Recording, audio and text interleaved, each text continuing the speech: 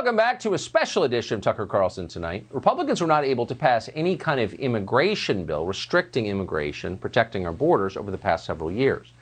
But if Democrats take control of the Senate on January 5th, they won't be quite as passive. The first thing they will do is to fundamentally change our immigration system, open the borders to the rest of the world. They're not hiding this. They've been open about it for months.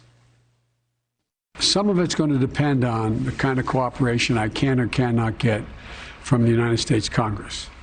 But I made a commitment in the first 100 days. I will send an immigration bill to the United States Senate with a pathway to citizenship for over 11 million undocumented people in America. First of all, it's not 11 million. You'd have to be 119 years old to think that. It's over 20 million. But the macro point is this. Millions of Americans have been looking for work for so long that they've given up looking. They're not even listed on the unemployment stats. Now Democrats plan to give them more competition in the labor market. So who's benefiting from this exactly? Not Americans. Andrew Arthur is the resident fellow in law and policy for the Center of Immigration Studies, and we're happy to have him on tonight. Andrew, thanks for coming on. Thank you for having me, Tucker. Who does benefit from this exactly? Well, the people who benefit from this are big business. Wealthy people benefit from open borders, essentially limitless immigration, because for them, everything becomes cheaper. Food is cheaper.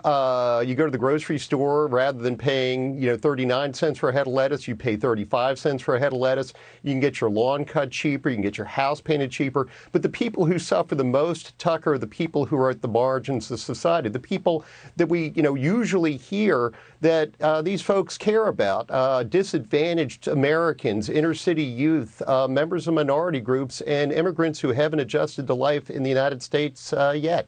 Those are the people who are in direct competition, because most of the people who enter the United States illegally are people who don't have high levels of education, don't have a lot of work skills. Now, there's nothing, wrong with that. My father, never went to college and worked in a steel mill. But when you bring in a huge mass of uneducated, unskilled individuals to directly compete against Americans, those Americans suffer. And it's also true at the higher end. I mean, our schools were bad before COVID. Now the schools are just shut down and kids are learning nothing. Nobody seems to care. And instead of fixing that, they've decided, well, we're just going to bring in more educated people from India and China to do jobs that Americans aren't qualified to do. I mean, it kind of removes any incentive to fix American schools, doesn't it? It really does. And, there's this canard that, we need more STEM graduates. A few years ago, the Census Bureau did a survey in which they found that about 25% of people who had STEM degrees were working in a STEM job. And we've seen this over and over again. Computer programmers are brought in, IT people are brought in from abroad on temporary visa programs. And even right now, the United States Congress is considering a bill that would make it so much easier for big tech to bring in those tech workers to replace our students that we encourage to go get tech jobs for the 21st century. Well, those jobs aren't going to be available to them if this happens. So, these are things that Americans really need to think about if they have kids. And yes, we've seen the quality of our own schools go down. We need to be putting more money into, educational opportunities, but we also need to have jobs for those students to take. I've seen it, again and again in cities across America.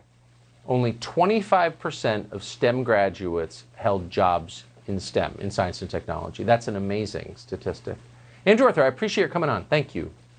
Thank you, Tucker.